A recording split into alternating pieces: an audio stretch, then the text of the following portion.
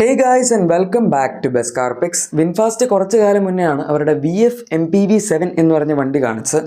And ഇത് 7-സീറ്റർ വാഹനമാണ്. നമുക്ക് ഇന്ത്യയിൽ ഇവർ മറ്റേ മീഡിയ ഡ്രൈവ് ഒക്കെ നടത്തിയത് വിയറ്റ്നാമിൽ എന്തോ ആയിരുന്നു തോന്നുന്നു. കാരണം ഇത് വിയറ്റ്നാം ബേസ്ഡ് കമ്പനിയാണ്. ഏതായാലും ഇപ്പോൾ ഇതിൻ്റെ പ്രൈസും കൂടെ അവർ പറഞ്ഞിട്ടുണ്ട്. 24.49 lakhs ആണ് ഈ വാഹനത്തിൻ്റെ എക്സ്ഷോറൂം പ്രൈസ് വരുന്നത്. ആൻഡ് അത് കമ്പാരിറ്റീവ്ലി നമ്മളിപ്പോൾ BYDയുടെ വണ്ടി വെച്ച് അതായത് E-Max വെച്ച് കമ്പയർ ചെയ്യുകയാണെങ്കിൽ നിങ്ങൾക്കൊരു പക്ഷേ അത്യാവശ്യം വാല്യൂ ഫോണിയായിട്ട് തോന്നും. പക്ഷേ ക്ലാവിസിൻ്റെ പ്രൈസ് വെച്ച് കമ്പയർ ചെയ്യുകയാണെങ്കിൽ ഈ വണ്ടി ഓൾമോസ്റ്റ് സിമിലർ പ്രൈസിലാണ് വരുന്നത്. ഇതിന് മെയിൻ ഒരു പ്ലസ് പോയിൻ്റ് ഉള്ളത് ഈ വാഹനത്തിൻ്റെ സൈസാണ്. നല്ല സൈസ് ഉണ്ട്. ലെങ്ത് ആണെങ്കിലും 4.8 മീറ്റേഴ്സിൻ്റെ മുകളിലുണ്ട്. അതിപ്പോൾ ഈ ഒരു പ്രൈസ് പോയിന്റിൽ കിട്ടാവുന്നതിൽ വെച്ച് ഏറ്റവും വലുപ്പമുള്ള വണ്ടി ഇത് തന്നെയാണ് എന്ന് നമുക്ക് യാതൊരു സംശയമില്ലാതെ പറയാം. ഈവൻ 19-inch വീൽസും കാര്യങ്ങളൊക്കെ കിട്ടുന്നുണ്ട്. ആൻഡ് ഓവറോൾ ഈ വാഹനത്തിൻ്റെ ഒരു ഡിസൈൻ എടുക്കുകയാണെങ്കിലും അത്യാവശ്യം അപ്പീലിംഗ് ആണ്. റിയർ ഡിസൈൻ ആയിക്കോട്ടെ, ഫ്രണ്ട് ഡിസൈൻ ആയിക്കോട്ടെ. ഫ്രണ്ട് ഡിസൈനൊക്കെ ടിപ്പിക്കൽ വിൻഫാസ്റ്റിൻ്റെ ഒരു ഡിസൈനാണ്. പക്ഷേ ബാക്ക് ആണെങ്കിലും എനിക്ക് മൊത്തത്തിൽ തന്നെ ഡിസൈൻ ആവശ്യത്തിന് ഒരു ഓക്കെ ആയിട്ട് തോന്നി. പക്ഷേ പ്രശ്നം വരുന്നത് ഇൻറ്റീരിയറിൻ്റെ കാര്യത്തിലാണ്. ക്ലാവിസ് ഒക്കെ വെച്ച് കമ്പയർ ചെയ്യുമ്പോൾ വളരെ ബേസിക്കാണ്. ഇതിനകത്ത് പ്രത്യേകിച്ച് ഒന്നുമില്ല. ക്ലാവിസ് എന്ന് പറയുമ്പോൾ ഓവർ ദ ടോപ്പ് എല്ലാ ഫീച്ചേഴ്സും ഉള്ള സംഭവമായിട്ട് നമുക്ക് ഏകദേശം 24.99 lakhs ആണ് അതിൻ്റെ പ്രൈസ് അവസാനിക്കുന്നത്. ഈ വണ്ടിയിൽ വെച്ച് നമുക്ക് ഫ്രണ്ട് വെന്റിലേറ്റഡ് സീറ്റ്സ് ഇല്ല. പിന്നെ ഒരുപാട് സാധനങ്ങൾ ഇൻസ്ട്രുമെൻ്റ് റെസ്റ്റോൾ ഇതിനകത്ത് പ്രോപ്പറായിട്ട് വരുന്നില്ല. പിന്നെ സ്ക്രീനിൻ്റെ സൈസ് ചെറുതാണ്. ആൻഡ് സ്പേസ് ഉണ്ട്. പക്ഷെ അത് മാത്രമേ ഇതിനകത്ത് പറയാനുള്ളൂ. അല്ലാതെ ഒരു എസ്തെറ്റിക്കലി പ്ലീസിങ് ആയിട്ടുള്ളൊരു ക്യാബിനൊന്നും അല്ല. ഭയങ്കര ഈവൻ ഡിസൈൻ ആണെങ്കിൽ പോലും ഇൻറ്റീരിയറിൻ്റെയൊക്കെ വളരെ ബേസിക്കാണ്. നമുക്ക് അതിലും ഭയങ്കര ഫാൻസി സ്റ്റഫായിട്ടൊന്നും തോന്നുന്നില്ല. വെന്റിലേറ്റഡ് സീറ്റ്സ് ഒക്കെ സത്യം പറഞ്ഞാൽ വേണേൽ കൊടുക്കാവുന്നുണ്ടായിരുന്നുള്ളൂ. പിന്നെ സീറ്റ്സിന് ഇലക്ട്രിക് അഡ്ജസ്റ്റ്മെൻറ്റ് വരുന്നില്ല. അങ്ങനെ ഒരുപാട് കാര്യങ്ങൾ അവർ മിസ് ഔട്ട് ചെയ്ത് പോകുന്നുണ്ട്. സോ അങ്ങനെയൊക്കെ നോക്കുമ്പം 24.49 lakhs എന്ന് പറഞ്ഞാൽ നമുക്ക് ജസ്റ്റ് ഒരു പീപ്പിൾ മോർ എന്നുള്ള രീതിയിൽ നോക്കുകയാണെങ്കിൽ ആവശ്യത്തിന് നല്ലൊരു പ്രൈസായിട്ട് പറയാം. നിങ്ങൾക്ക് സ്പേസ് മാത്രം മതി. പിന്നെ വണ്ടിക്ക് ആ ഒരു നല്ല സൈസ് വേണം. ആൻഡ് ആവശ്യത്തിന് പവർ 201 bhp ഉണ്ട്. 10 സെക്കൻഡ്സിനടുത്താണ് 0 to 100 ക്ലെയിം ചെയ്യുന്നത്. ഇതിനേക്കാൾ ഫാസ്റ്റായിട്ട് പോകുന്ന വണ്ടികൾ വേറെ ഉണ്ട്. ക്ലാവിസ് ഒക്കെ ഇതിനേക്കാൾ ഫാസ്റ്റാണ്.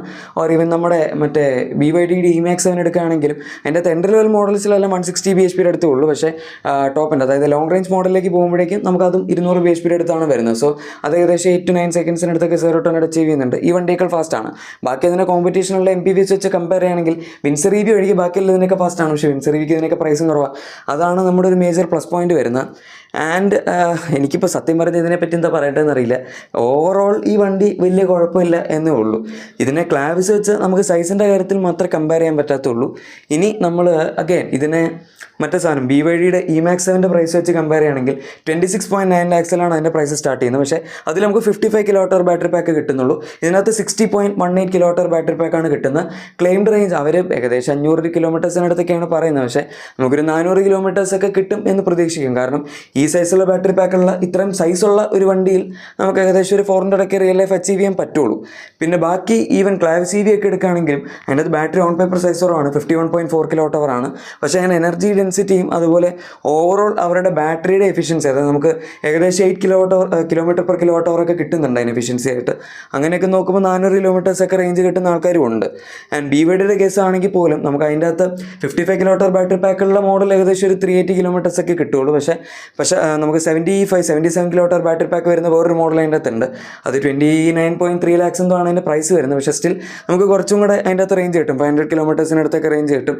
സോ നിങ്ങൾക്ക് സ്പേസ് വേണം, ബഡ്ജറ്റ് ഒരു പ്രശ്നമല്ല. ഒരു 3-4 ലക്ഷം രൂപയും കൂടെ എക്സ്ട്രാ ഇടാമെങ്കിൽ എൻ്റെ ഒരു സജഷൻ എന്ന് പറയുന്നത് BYD E-Max 7 പോകാനായിരിക്കും. നമുക്ക് കുറച്ചും കൂടെ അതിൻ്റെ അകത്ത് ഈ സൈസ് അല്ലാതെ ബാക്കിയെല്ലാം ഫീച്ചേഴ്സിൻ്റെ കാര്യത്തിൽ ഇത്തിരി കൂടെ ബെറ്റർ ആണ്. നമുക്ക് കുറച്ചും കൂടെ ക്യാബിൻ എക്സ്പീരിയൻസ് ഒക്കെ ബെറ്റർ ആയിട്ട് കിട്ടും. പക്ഷേ അതല്ല നിങ്ങൾക്ക് ഫീച്ചേഴ്സാണ് വേണ്ടതെങ്കിൽ ക്ലാവിസ് EV ഇതിനേക്കാൾ നല്ലൊരു ഓപ്ഷനായിട്ട് നമുക്ക് പറയാം. ആൻഡ് ഈവൻ റേഞ്ച് ആണെങ്കിലും ഒരുപാട് കോംപ്രമൈസ് ചെയ്യേണ്ടി വരില്ല. 350 ഒക്കെ നിങ്ങൾ ഇത്തിരി ചോട്ടിപ്പൊളിച്ച് ഓടിക്കുകയാണെങ്കിലും അതിൻ്റെ അകത്ത് കിട്ടും. ഇതാണ് എൻ്റെ ഒപ്പീനിയൻ. ഞാൻ ജസ്റ്റ് ഒരു ഒപ്പീനിയൻ പറഞ്ഞതേ ഉള്ളൂ ഇതിൻ്റെ പ്രൈസ് വന്ന സമയത്ത്. അല്ലാതെ ഇനി കൂടുതലൊന്നും എനിക്ക് പറയാനുള്ളത്. എന്താണ് നിങ്ങൾക്ക് ഈ വണ്ടിയെ പറ്റി പറയാനുള്ളത് എന്ന് ഉറപ്പായിട്ടും താഴെ കമൻസിൽ പറയാം. പിന്നെ നിങ്ങളുടെ എക്സിസ്റ്റിംഗ് വാഹനത്തിന് എന്തെങ്കിലും ആക്സസറീസോ ക്ലീൻ പ്രൊഡക്ട്സോ ഒക്കെ വേണമെന്നുണ്ടെങ്കിൽ നമ്മുടെ ഡിസ്ക്രിപ്ഷൻ അല്ലെങ്കിൽ പ്രൊഡക്ട്സ് ഉറപ്പായിട്ടും ചെക്കൗട്ട് ചെയ്യാനും മറക്കണ്ട. നമുക്ക് മറ്റേ വീഡിയോയിൽ കാണാം. അതുവരെ thank you for watching my video and good bye.